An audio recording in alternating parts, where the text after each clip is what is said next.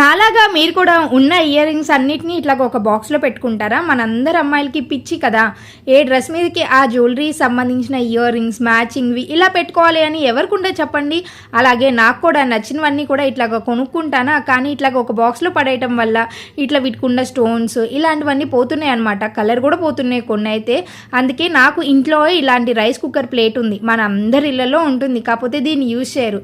అయితే దీన్ని ఇలాగ యూజ్ చేయండి. ఇట్లా ఇయర్ రింగ్స్ పెట్టేసి దాని వెనుక బటన్స్ని పెట్టేశారు అంటే చాలా ఇయర్ రింగ్స్ పడతాయి వీటికి. అలాగే చూడటానికి బాగుంటుంది, రెండు ఒకే చోటు ఉంటాయి అనమాట. నాకు మెయిన్గా వచ్చే ప్రాబ్లం ఒకటి ఉంటే ఇంకొకటి కనిపించదు. అలా రెండో చెవులి కనిపించినప్పుడు వెతుక్కునేటప్పుడు కోపం వస్తుంది చూడండి, ఎవరి మీద తీర్చలేము. అందుకే నేను సింపుల్గా దీనికి పెట్టుకొని పెట్టేసుకున్నాను. చాలా బాగా నచ్చింది, చాలా యూస్ఫుల్గా ఉంటుంది. మీ డ్రెస్సింగ్ టేబుల్ దగ్గర చక్కగా హ్యాంగ్ చేసుకోవచ్చు. మీకు ఈ టిప్ నచ్చితే నా ఛానల్ని సబ్స్క్రైబ్ చేసుకొని లైక్ చేయండి. మీ ఫ్రెండ్స్ గ్రూప్లో ఎవరికైతే ఇది బాగా ఉపయోగపడుతుందో వాళ్ళకి షేర్ చేయడం మాత్రం మర్చిపోకండి.